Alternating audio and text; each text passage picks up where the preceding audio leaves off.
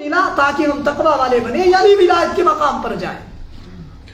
رمضان گزر رہا ہے، ہر انسان ذرا محاسبہ کرے اپنی زندگی کا، ذرا سوچے، تھوڑا سا اپنے گریبان میں جھانک کر دیکھے، رمضان چلا گیا، آیا میری زندگی میں کوئی تبدیلی آئی یا نہیں آئی؟ رمضان اس لیے ملا تھا میری زندگی میں اگر جھوٹ ہے تو میں اسے چھوڑ دوں، میری زندگی کے اندر اگر دھوکہ پایا جا رہا ہے میں اسے چھوڑ دوں، میری زندگی میں اگر وعدہ خلافی پائی جا رہی ہے میں اسے چھوڑ دوں، میری زندگی کے اندر اگر حرام کا لین دین پایا جا رہا ہے میں اسے چھوڑ دوں، میری زندگی کے اندر سودی کاروبار پایا جا رہا ہے میں اسے چھوڑ دوں، یعنی ہر گناہ سے بچ کر اللہ کی اطاعت کے اندر آؤں، اور وہ کام جن کے کرنے کا اللہ نے حکم دیا اور حضرت نبی کریم صلی اللہ علیہ وسلم نے کرنے کا حکم دیا، وہ کام میری زندگی میں آئے، ان میں سستی کرنے والا نہ ہوں، اور جن سے منع کیا گیا ہے ان کاموں سے میں بچنے کی کوشش کروں۔ اس لیے رمضان ملا تھا، رمضان جا رہا ہے، میری زندگی میں یہ چیزیں آئی یا نہیں آئی، یہ ہمیں سوچنا ہے۔ اگر میں پہلے بھی جھوٹ بولتا تھا اور اب بھی بول رہا ہوں تو کیا فرق پڑا؟ رمضان تو اس لیے آیا تھا کہ میں تقوی والا بنوں، وہ مقصد تو ہمیں حاصل ہی ہوا۔ روزہ صرف اس کا نام نہیں ہے کہ ہم صبح سحری کھائیں اور شام کو بس افطار کریں، ہماری آنکھوں کا روزہ، ہمارے کانوں کا روزہ، ہمارے ہاتھوں کا روزہ، ہمارے دل و دماغ کا روزہ، ہمارے سارے اعضاء کا روزہ۔ میری آنکھ غلط نہ دیکھے، میرا کان غلط نہ سنے، میرے ہاتھ غلط کاموں کی طرف نہ اٹھیں، میرے پاؤں غلط کاموں کی طرف نہ چلیں۔ اس لیے روزہ آیا تھا تاکہ ہم ان ساری چیزوں سے نکل کر تقوی والے بنے۔ اب رمضان اگر گزر رہا ہے اور میری زندگی میں یہ چیزیں نہیں آئی تو تھوڑا سا ہمیں ہوش کے ناخن لینے کی ضرورت ہے کہ جس مقصد کے لیے اللہ نے رمضان دیا تھا اگر وہ مقصد حاصل ہی نہیں ہوا اور رمضان گزر گیا تو پھر میں نے حاصل کیا کیا رمضان کے مہینے کے اندر؟ تو آج ہم محاسبہ کریں گے نا انشاءاللہ۔ ہر ایک یہ اپنے دل کے اندر احساس لے کر جائے، کوئی بھی ایسا کام اگر آج بھی میری زندگی میں پایا جا رہا ہے جس سے میرے اللہ ناراض ہوتے ہیں، جس سے حضرت رسول اکرم صلی اللہ علیہ وسلم کے دل کو چوٹ پہنچتی ہے، میں آج سے عزم اور ارادہ کر کے اسی مجلس سے اٹھوں گا کہ انشاءاللہ میں ہر ایسے کام سے بچنے کی کوشش کروں گا، اسے چھوڑ دوں گا اور اللہ کی اطاعت کی طرف آؤں گا، اور ہر وہ حکم جس کے کرنے کا اللہ نے حکم دیا، نماز ہے، روزہ ہے، زکوٰۃ ہے، والدین کی اطاعت، فرما برداری، پڑوسیوں کے ساتھ اچھے اخلاق سے پیش آنا، ان کے ساتھ حسن سلوک کرنا، وہ تمام کام جن کے کرنے کا اللہ نے حکم دیا، اگر ان میں کہیں بھی میں سستی کر رہا ہوں، آج سے ہی ہم یہ عزم اور ارادہ کر کے جائیں گے کہ 7 دن ابھی بھی باقی ہیں، ان میں اتنی کوشش کریں گے کہ انشاءاللہ اپنی زندگی کے اندر ایک نکھار پیدا کریں گے نا انشاءاللہ۔ یہ ایک تمہیدی بات تھی۔ مجھے آج اصل میں رمضان کے مہینے کے اندر عام طور سے تقریباً ہر جگہ کے اندر اسلام کا ایک جو اہم رکن ہے اس کو عام طور سے مسلمان ادا کرتے ہیں، اور اسے زکوٰۃ کے نام سے قرآن کریم نے یاد کیا ہے۔ یہ اسلام کے بنیادی ارکان میں سے ایک رکن ہے۔ اللہ کے نبی علیہ السلام نے جہاں پر اسلام کے بنیادی ارکان کو شمار کیا وہیں پر فرمایا ہے بنی الاسلام علی 5، اسلام کی بنیاد 5 چیزوں پر ہے: شہادت اللہ الہ الا اللہ وان محمدا عبدہ ورسولہ، اس بات کی گواہی دینا کہ اللہ کے علاوہ کوئی بھی عبادت کے لائق نہیں ہے، اور حضرت محمد الرسول اللہ صلی اللہ علیہ وسلم اللہ کے رسول اور اللہ کے بندے ہیں، اس بات کی گواہی دینا پہلی چیز یہ ہے۔ دوسری چیز آپ علیہ السلام نے فرمائی وَإِقَامِ الصَّلَاةِ، اور نماز کو قائم کرنا۔ دوسری چیز کیا؟ نماز کو قائم کرنا۔ یہ اسلام کی بنیادی ارکان میں سے، اسلام کی بنیادی چیزوں میں سے ہے۔ اور تیسری چیز آپ علیہ السلام نے فرمائی وَإِيتَاءِ الزَّكَاةِ، اور زکوٰۃ کو ادا کرنا۔ قرآن کریم میں بھی جہاں جہاں نماز کا حکم اللہ نے دیا ہے اس کے ساتھ ساتھ زکوٰۃ کا بھی حکم دیا گیا ہے۔ اقیموا الصلاۃ، نمازوں کو قائم کرو، اور اس کے ساتھ وآتوا الزکاۃ، اور زکوٰۃ ادا کرو۔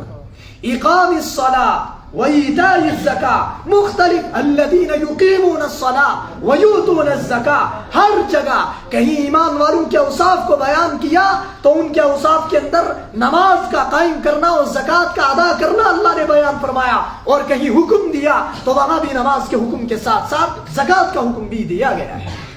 یہ اسلام کے بنیادی ارکان میں سے ایک رکن ہے. اور زکوٰۃ اس لیے نہیں ہے کہ اللہ کو کوئی نعوذ باللہ من ذالک ہمارے مال کی ضرورت ہے. یہ بات تو جب زکوٰۃ کو فرض کیا گیا تھا تو اس وقت کفار مکہ نے بھی کہی تھی لقد سمع اللہ قول الذین قالوا ان اللہ فقیر ونحن اغنیاء.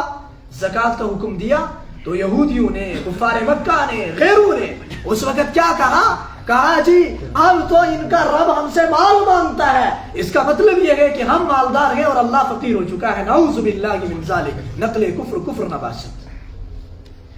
یعنی وہ بات. اور آج کا ایک مسلمان اللہ کو ماننے والا، نبی علیہ السلام کو ماننے والا، وہ بھی کبھی زکوٰۃ کے معاملے کے اندر اور اللہ کے جو واجب حقوق ہیں ان کے معاملات کے اندر کبھی کبھی ان کی ادائیگی کا جب معاملہ آتا ہے تو زبان سے کبھی اس طریقے کی بات نکال لیتا ہے. ہمیں سوچنا چاہیے کہ کہیں ہمارا ایمان خطرے میں تو نہیں جا رہا ہے. یہ اسلام کے بنیادی ارکان میں سے ایک رکن ہے اور اس لیے ہمارا مال اس سے صاف ہوتا ہے، ہمارا مال اس سے پاک ہوتا ہے. اللہ کے نبی علیہ السلام نے فرمایا خذ من اموالہم، میرے محبوب صلی اللہ علیہ وسلم لوگوں کے مالوں میں سے زکوٰۃ لیجئے جن کو میں نے مال دیا. مال دینے والا کون ہے؟ اللہ ہی تو ہے. اللہ تعالیٰ فرما رہے ہیں جن کو میں نے مال دیا ہے ان کے ان مالوں میں سے آپ زکوٰۃ وصول کیجئے. کیوں؟ تطہرہم بہا، اس زکوٰۃ کے وصول کرنے کے ذریعے سے ان کا باقی ماندہ مال پاک ہو جائے گا. گویا زکوٰۃ اس لیے ادا کی جاتی ہے تاکہ ہمارا مال پاک ہو جائے. اور اللہ کے محبوب علیہ السلام نے ایک جگہ ارشاد فرمایا، یہ روایت حضرت عائشہ رضی اللہ تعالی عنہا سے منقول ہے، وہ فرماتی ہے اللہ کے نبی علیہ السلام سمعت رسول اللہ صلی اللہ علیہ وسلم یقول ما خالطت الزکاة مالا الا اغلقته. جس مال کے ساتھ بھی زکوٰۃ مل جائے، یعنی جس مال کی زکوٰۃ ادا نہ کی جائے، اللہ اس مال کو پھر جو باقی ماندہ ہو اسے بھی تباہ و برباد کر دیتے ہیں.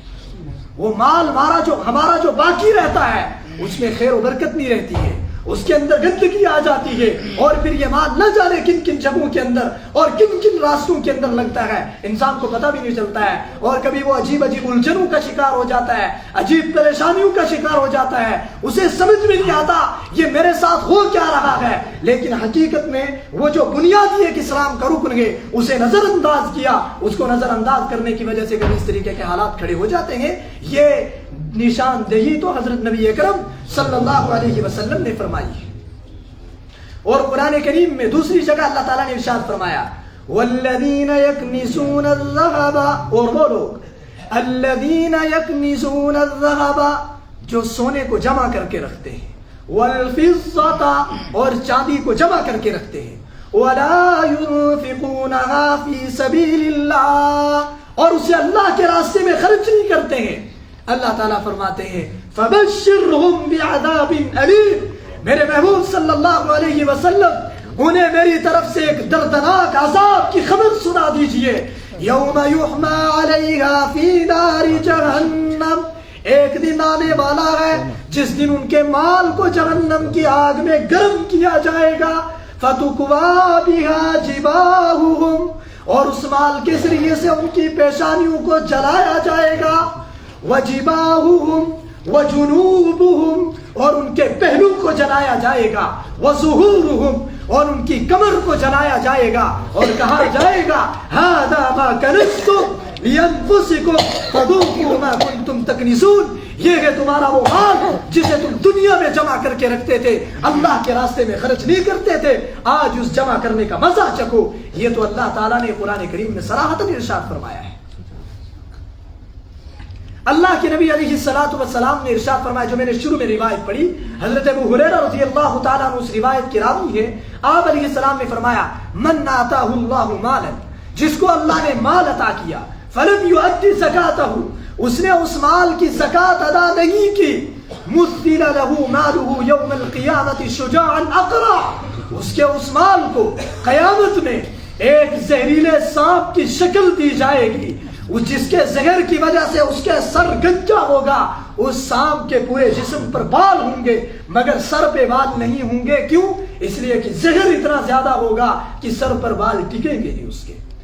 اللہ کے نبی علیہ السلام نے فرمایا فَيُطَوَّقُهُ وہ سانپ کل قیامت میں آئے گا اور آ کر انسان کی گردن کے ساتھ لپٹ جائے گا، اور لپٹنے کے بعد وہ اس کے منہ میں اپنا سر داخل کرے گا، پھر اس کو جبڑے سے پکڑے گا اور جبڑے سے پکڑ کر کہے گا انا مالک، میں ہوں تیرا وہ مال جسے تو دنیا کے اندر جمع کر کے رکھتا تھا، انا کنزک، میں ہوں تیرا وہ خزانہ جسے تو دنیا کے اندر جمع کر کے رکھتا تھا، اور تیرا خیال یہ تھا کہ یہ مال شاید میرے پاس ہمیشہ رہنے والا ہے، تو نے اللہ کا واجب حق ادا نہیں کیا، آج اس کا مزہ چکھ۔ میرے ایمانی بھائیوں، بڑا مشکل مرحلہ، اگر ہم نے حساب کر کے اپنے مال کا حساب کر کے زکوٰۃ ادا نہ کی تو کل قیامت میں بڑی مشکلات کا سامنا کرنا پڑے گا۔ اس لیے ہم کرتے نہیں ارادہ کہ اپنے مالوں کی زکوٰۃ ادا کریں گے انشاءاللہ، پورا حساب کر کے، خواہ وہ زکوٰۃ ہو، خواہ وہ صدقہ فطر ہو، اللہ کی طرف سے جو بھی واجب حق عائد ہوتا ہو، اور اس کے علاوہ بھی رمضان کا مہینہ ہے، اس میں جتنا خرچ کریں گے اتنا خیر و برکتیں آئیں گی، نفلی صدقات کا بھی اہتمام کیجئے، کریں گے انشاءاللہ، یہ عزم کرتے ہیں، یہ ارادہ کرتے ہیں۔ اب زکوٰۃ سے متعلق تھوڑے بنیادی مسائل میں آپ کے سامنے ذکر کرتا ہوں، ذرا دھیان سے سمجھیے۔ زکوٰۃ کی فرضیت کے لیے بنیادی 5 شرطیں ہیں۔ کتنی؟ 5 شرطیں۔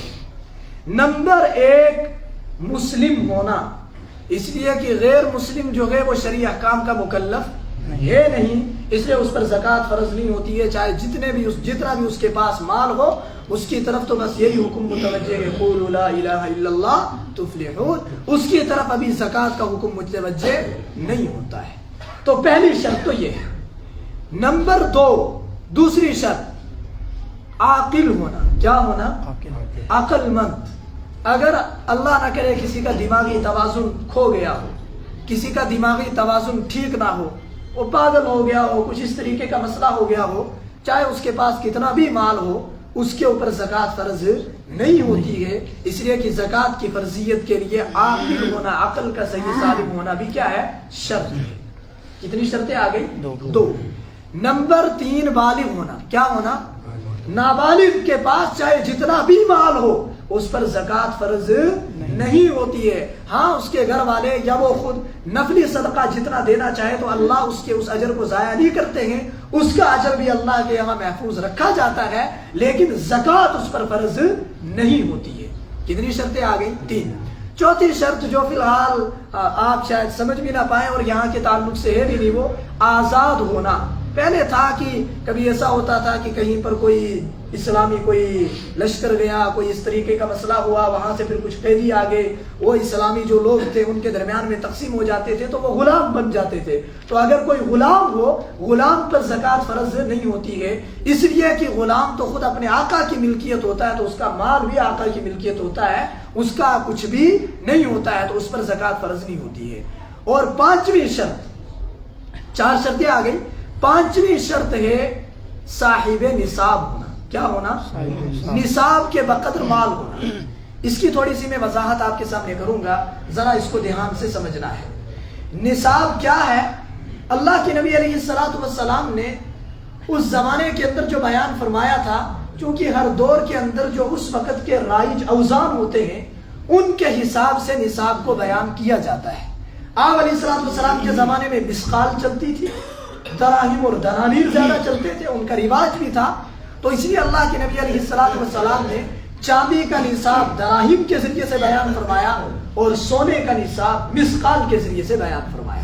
آپ علیہ السلام نے فرمایا اگر کسی کے پاس خالص سونا ہو تو 20 مسقال سونا ہوگا تو اس پر زکوٰۃ فرض ہوگی، اگر 20 مسقال سے کم ہو تو اس پر زکوٰۃ فرض نہیں ہوگی۔ حدیث میں یہ لفظ آیا ہے، حدیث میں تولو شولو کا کوئی ذکر نہیں آیا اور گرام و شراموں کا ذکر حدیث پاک میں نہیں آیا ہے۔ ٹھیک اسی طریقے سے اور اگر کسی کے پاس چاندی ہے تو چاندی کے بارے میں آپ علیہ السلام نے فرمایا کہ کسی کے پاس اگر 200 درہم، کتنے؟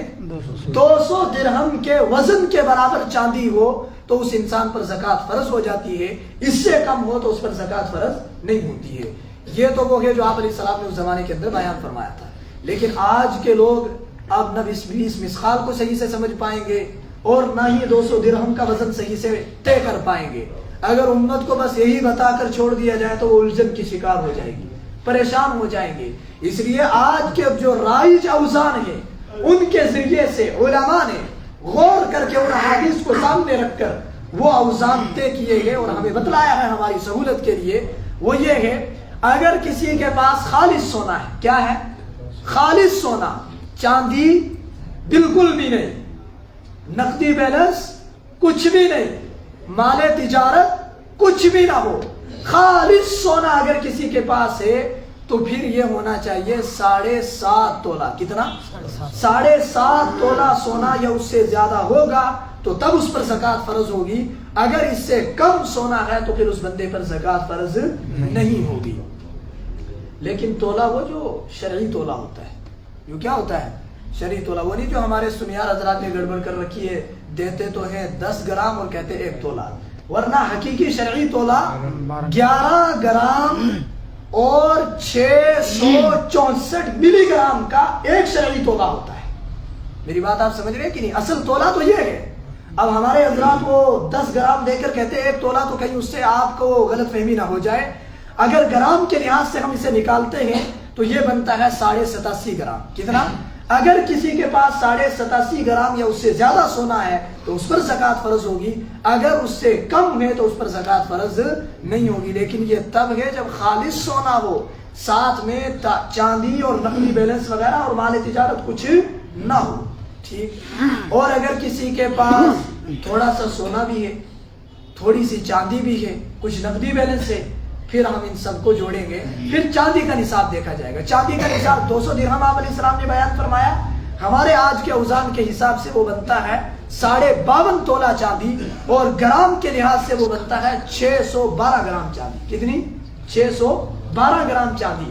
اگر کسی کے پاس سونا چاندی تھوڑا سارا کچھ ملا کر 612 گرام چاندی کا جو ریٹ ہو عمومی, اس کے برابر اس کا جو نقدی بیلنس ہے اسے بھی جوڑ کر, چاندی کو بھی جوڑ کر, سونے کو بھی جوڑ کر, سب چیزیں جوڑ کر اگر 612 گرام چاندی کا جو ریٹ ہے اتنا ہو جاتا ہے تو اس پر زکوٰۃ فرض ہو جائے گی. اور اگر سارا کچھ جوڑ کر اتنا بھی نہ ہو تو پھر اس بندے پر زکوٰۃ فرض نہیں ہوتی ہے. 612 گرام چاندی کا ریٹ آج کے لحاظ سے, چونکہ 1 تولہ آج تقریباً 800 روپے چاندی ہے عمومی جو ریٹ ہے. اب ہو سکتا ہے کوئی کمی زیادتی کر کے کوئی دکاندار کے نجی میں 700 میں دیتا ہوں, وہ نہیں, عمومی جو ریٹ ہے وہ کتنا ہے؟ 800 روپے. ٹھیک. یعنی 1 گرام 80 روپے ہے, اور اس لحاظ سے 612 گرام چاندی کا ریٹ تقریباً آج بنتا ہے 48,960 روپے. اگر کسی کے پاس اتنا بیلنس یا چاندی سونا سارا کچھ ملا کر اس کی قیمت اتنی بن رہی ہے, یہ طے نہیں ہے آج اتنا ہے, آئندہ سال اس سے کم بھی ہو سکتا ہے, اس سے زیادہ بھی ہو سکتا ہے, چونکہ چاندی کا ریٹ ایک نہیں رہتا ہے, یہ گھٹتا بڑھتا رہتا ہے, ہر سال دوبارہ سے معلوم کرنا پڑے گا. اس سال میں یہ ہے کہ اگر یہ اتنا پہنچ جائے تو یہ سارا مل کر اگر 612 گرام چاندی کا جو ریٹ ہے اتنا ہو جائے تو اس بندے پر زکوٰۃ فرض ہو جائے گی. اور اگر سارا کچھ جوڑ کر بھی اتنا نہ ہو تو پھر اس بندے پر زکوٰۃ فرض نہیں ہوتی ہے. یہ بات آپ نصاب کے تعلق سے سمجھ گئے. ایک بات اور یہ بھی ذہن میں رکھیے, کبھی کسی بندے کے اوپر کوئی قرض ہوتا ہے, مثلا اس کے پاس سارا اس نے جو جوڑا 5 لاکھ بن رہا ہے, اس کے پاس اپنا جو بیلنس ہے چاندی سارا کچھ جوڑ کر, لیکن اس کے اوپر 2 لاکھ قرضہ ہے, تو یہ آدمی جب زکوٰۃ ادا کرے گا تو اپنے 2 لاکھ اس میں سے کم کرے گا. ان 2 لاکھ کی زکوٰۃ اس کو ادا نہیں کرنی ہے, اس کو صرف 3 لاکھ کی زکوٰۃ ادا کرنی ہے. لیکن جس بندے کا قرضہ ہے وہ جب اپنے مال کا حساب کرے گا, یہ جس کے اوپر ہے یہ تو قرض والی مقدار کم کرے گا, لیکن جس بندے کے کا قرضہ ہے وہ جب اپنے مال کا حساب کرے گا تو جو جس بندے پر اس کا جس پر قرضہ ہے یہ اس مال کو بھی اپنے مال کے ساتھ ایڈ کرے گا, شامل کرے گا, اور پھر زکوٰۃ ادا کرے گا. اس کو شامل کرنا ہے جس کا قرضہ ہے, اور جس کے اوپر ہے اس کو اتنی رقم کم کر کے پھر زکوٰۃ ادا کرنی ہے. بہت سارے حضرات اس میں پوچھتے ہیں جی پی فنڈ کا مسئلہ کیا ہوتا ہے؟ جی پی فنڈ جو ملازمین حضرات جو تنخواہ لیتے ہیں اس میں رقم ایک وہ ہوتی ہے کہ گورنمنٹ وہیں سے کاٹ لیتی ہے, اور جب وہ ریٹائر ہو جاتے ہیں اس وقت انہیں وہ دی جاتی ہے. اس میں 2 صورتیں ہوتی ہیں. ایک یہ ہے کہ بعض مرتبہ ملازمین یہیں سے درخواست دیتے ہیں کہ جی ہماری تنخواہ مثلا 1 لاکھ ہے, اس میں سے 20,000 تو گورنمنٹ جی پی کاٹ ہی رہی ہے, لیکن وہ درخواست دیتے ہیں کہ 10,000 مزید اور کاٹا جائے, یہ بھی وہیں رہے, بعد میں جب ریٹائرمنٹ ہو جائے اس وقت یہ سارا میں وصول کروں گا. اگر ہم نے درخواست دے کر کٹوایا ہے تو وہ جو ابھی کٹ رہا ہے اس کو ہم اپنے مال کے ساتھ شامل کریں گے اور اس کی زکات ہمیں ادا کرنی پڑے گی.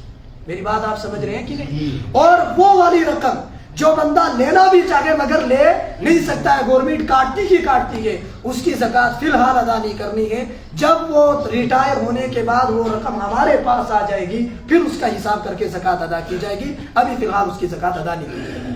بہت سارے حضرات یہاں یہ بھی پوچھتے ہیں جی لون نکالا ہوتا ہے.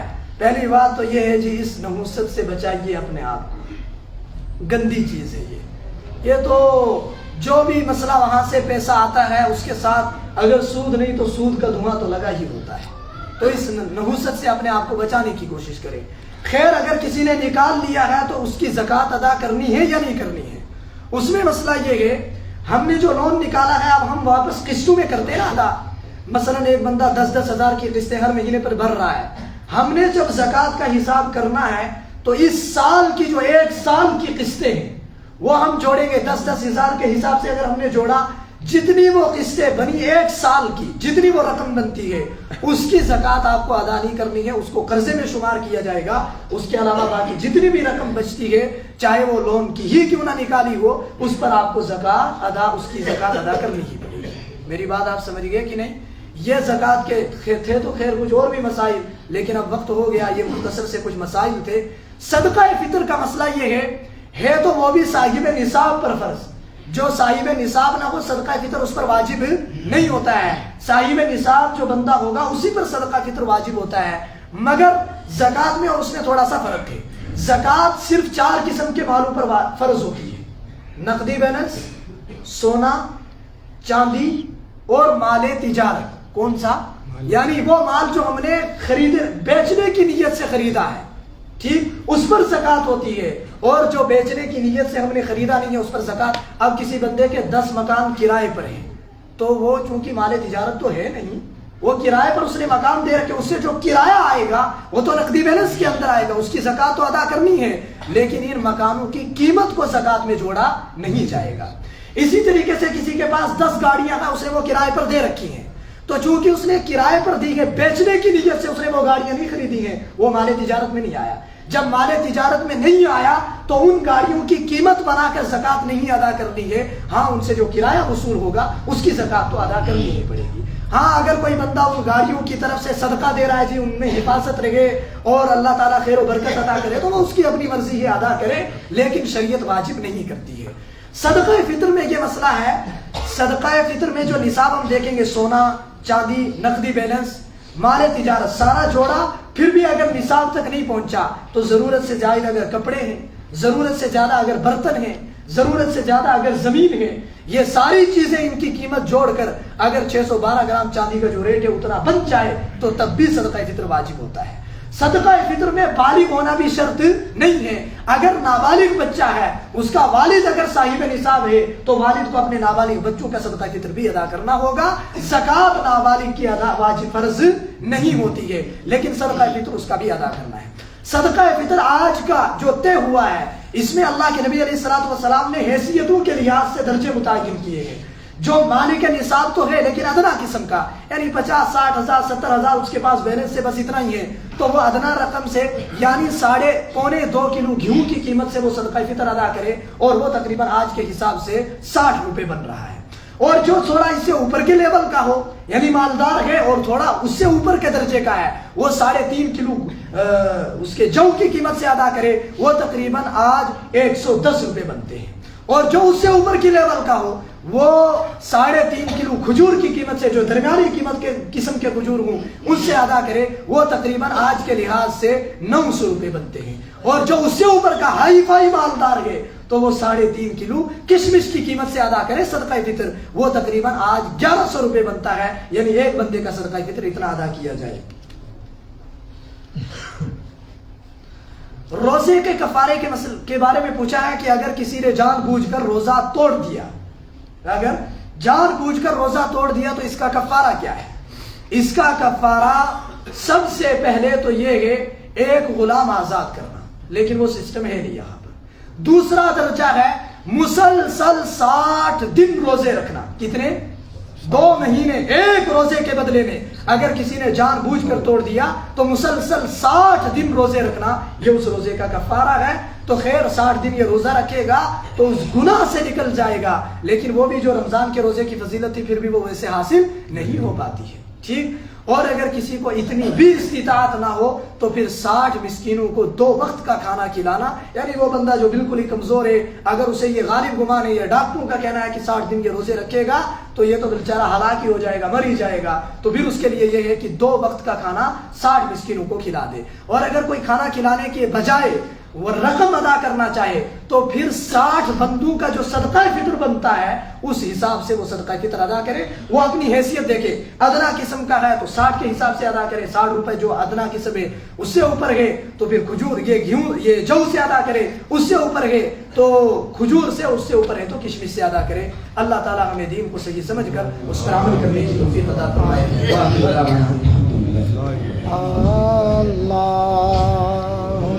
صل وسلم علی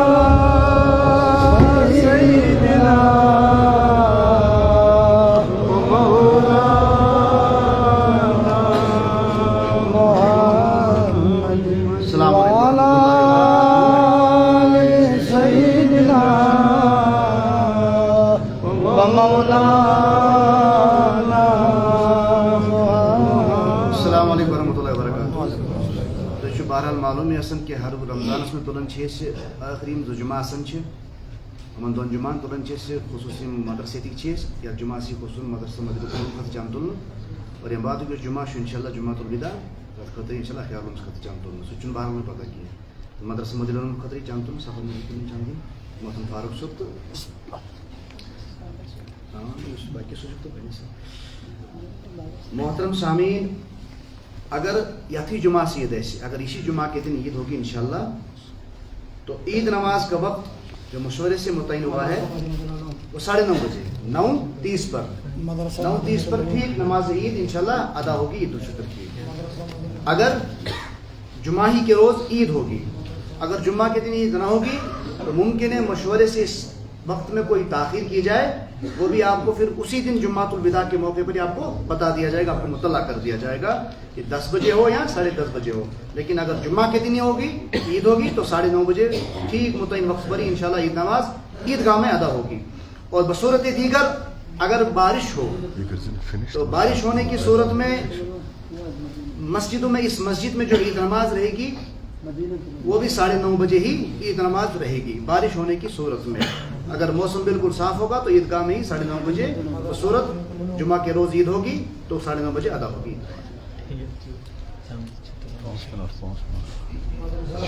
اس کے علاوہ مسجد کی تعمیر کے سلسلے میں جتنے بھی رقومات آتے رہتے مسجد کی امداد کے اللہ تبارک و تعالیٰ قبول و منظور فرمائے.